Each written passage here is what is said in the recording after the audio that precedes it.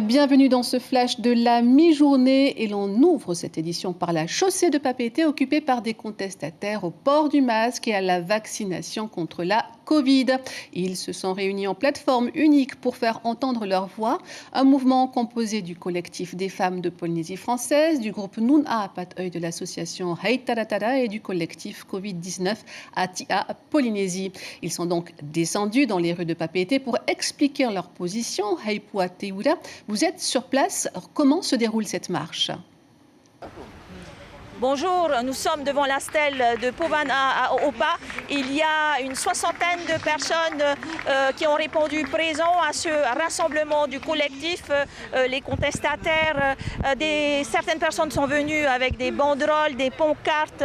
La police est également présente et en train de verbaliser certaines personnes qui ne respectent pas les règles. Avec moi, Veille du collectif. Veille, pourquoi vous contestez tout ?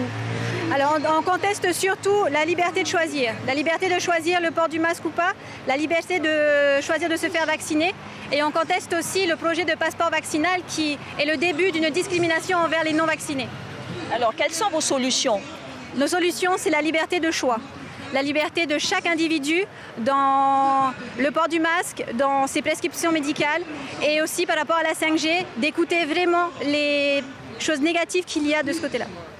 Merci beaucoup pour ces explications. Voilà donc Jeanne, quelques mots, un petit point depuis la place Taraheuil, en direct de Taraheuil, Hei Puateura pour la première.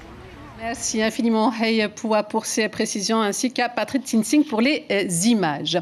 La vaccination qui continue, gratuite à destination des personnes vulnérables et volontaires, se poursuit donc, elle, dans les îles à Rangiroa. 80 personnes ont reçu leur dose de Pfizer, Tikehau, Mataiva et Makatea suivront. Un seul objectif pour cet archipel prisé des voyageurs, l'immunité collective, comme explique Martine Tetua, premier adjoint au maire et une volontaire au micro de Belen Firo.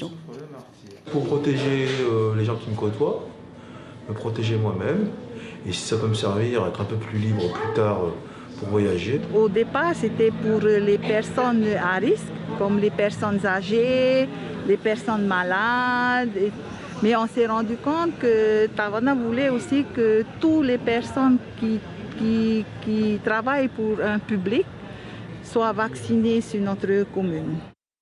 Le moment de faire le point épidémiologique qui fait état de 18 576 cas cumulés, 6 nouveaux cas, 16 557 ayant reçu leur première dose de vaccin et 3 sont actuellement hospitalisés. On poursuit, on va partir direction Bora Bora avec un mot de danse pour vous dire que l'école Ravaihiti dirigée par Kevin Hawata reprend du service. La joie s'est lue sur le visage de sa soixantaine d'élèves qui ont retrouvé leur structure après plus d'un an de fermeture en raison de la pandémie. Les lundis et vendredis, le son des Pau et Toere résonneront de nouveau pour préparer leur spectacle de fin d'année. Hawata Kevin répond à Rosanam Eihota. Enfin, on attendait ça depuis 4 mois maintenant. Depuis le mois de novembre, nous étions fermés. Et là, c'est que du bonheur, c'est du pur bonheur pour tout le monde de reprendre une activité physique et surtout de reprendre la danse. Et maintenant, j'espère enfin faire ce gala reporté 3 fois d'affilée. Comme quoi, on ne perd pas espoir. Et voilà, j'espère vraiment le faire. Et c'est tout ce que l'on peut vous souhaiter. Posons-nous un instant à Nukuhiva, où l'artiste graffeur Chronos s'apprête à embellir un transformateur de l'été. Hennessy Merewira, de son vrai nom, est un graffeur fascinant. En témoignent ses dernières réalisations, la baleine bleue du musée de Tahiti des îles et la grande fresque à l'IOM. Révélée par le festival Lono'u, le prolifique personnage est donc aux Barquise pour exporter son savoir-faire. Chronos répond à Lionel Tehamoana. Tout de suite dit oui. C'est la première fois en fait que je vais à Nukuhiva, ou Marquise en général et tout, donc c'était une opportunité en fait de découvrir en même temps. Il y a celui du rond-point Chirac qui est le plus connu, là, le drapeau polynésien que j'ai fait en partenariat avec notre artiste HTJ. Celui-là qui est vachement connu.